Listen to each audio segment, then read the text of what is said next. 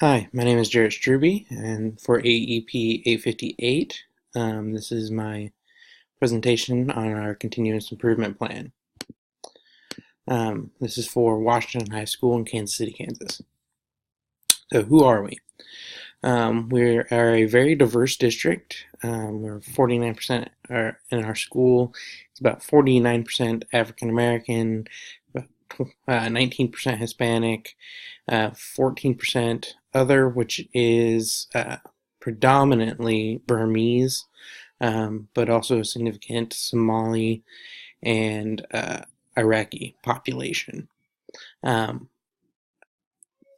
that's for our students. The number of our ELL students has risen significantly in the past 5 years, from about 5% to nearly 20% of our student population. Um, as far as our teachers, about a third of our teachers in the district are new teachers, inexperienced teachers. And that means they have less than 3 years of experience teaching.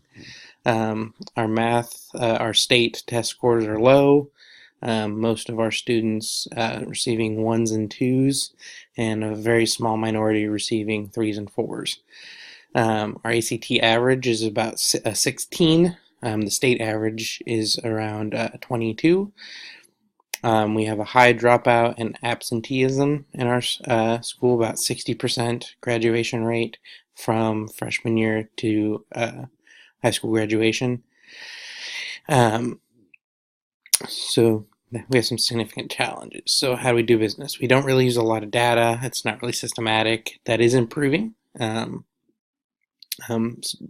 Starting in the last few years, we've gotten more serious about actually utilizing our data in the district.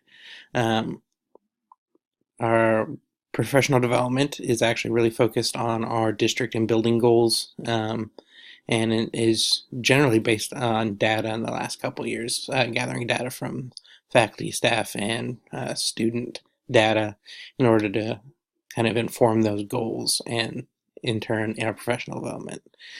Our administrative leadership is a little lacking, specifically in the use of data and articulating a vision or goal. However, there are plenty of leaders within the school that are helping the administration and the rest of the staff moving forward. Um, we are in the process of building stronger ties with our community, specifically businesses, and increasing opportunities for our students. And but by and large, our current mode of operation is largely reactive steps as opposed to proactive. So our student population is rapidly changing. We have a lot of immigrant students that have come into the district in the last few years without any sign of slowing down. And our students are consistently underperforming where we both would like them and where they probably could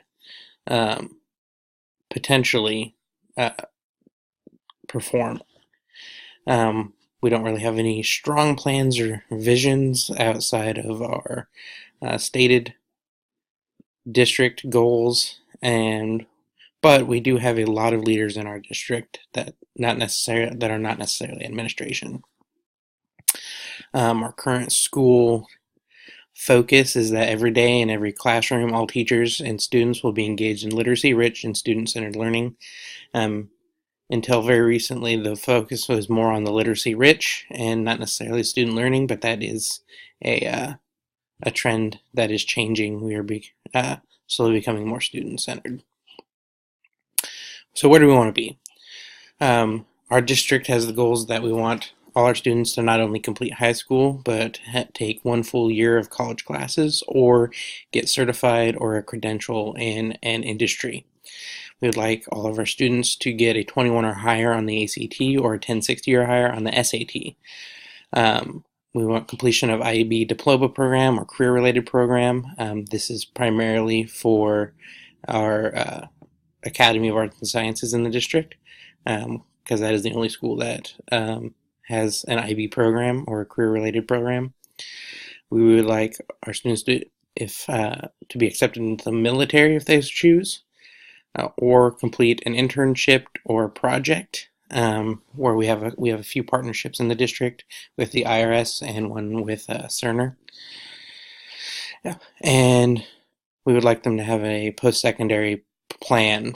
We want them to have a plan for after high school. So what are our gaps? So our student needs aren't being met, and lack of parent community involvement, which are likely resulting in our students not finishing high school. And if they're not finishing high school, then our students definitely aren't finishing a year of college or a certificate program. And our ICT scores are far behind average or where they need to be. So, and this is largely because our students have significant gaps in their learning, and because our students don't take the ACT seriously. When we take the ACT in our district, all juniors take the ACT, and often view it as just another thing that they have to do, and so they don't do as well as they potentially could. So how do we get there? So we need to make sure our students are receiving support where they need it, and that they are getting services that they may qualify for. We need to get our parents and our community involved in the school. Our school is very falling behind in that involvement with parents and community. We need our teachers to have the capacity to identify those gaps and to help our students prepare for the ACT with those strategies that they need, not just for the ACT, but which we should be giving them so that they can be successful after high school.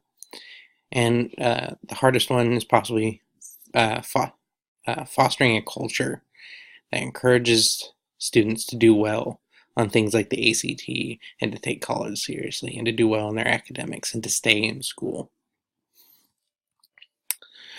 So how will we get that done? We can utilize our school psychologists, our social workers, our other staff to make sure that students that qualify for services are receiving them, students that need support that they aren't otherwise able to get are receiving the supports they need. We have way too many of our students that the only meals they will get are breakfast and lunch at our school. So they tend to fall behind in summer because the food is scarce when we're not in school. So we need to make sure that they have that support. We need to make sure they have someplace safe to be, make sure that school is a safe place, and emotional and mental health support. We need to create some opportunities to invite the community into our building. We need to get parents involved in their students' education. We need to do a better job of reaching out to parents and reaching out to community and utilizing social media. And we need to encourage to keep in contact with parents, not just when their students are falling behind or have a behavior issue, but actually getting the parents involved and understanding what their students are doing while they're with us. We need to build our teachers' capacity to integrate some ACT prep where it is appropriate into their curriculum. We can create a team to develop these strategies to improve culture and around achievement in academics. So how are we going to evaluate this? How are we going to know if we're getting it done? We can create a team. We can bring in that involves administration, that involves teachers, that involves students, and involves potentially parents in the community to look at the data.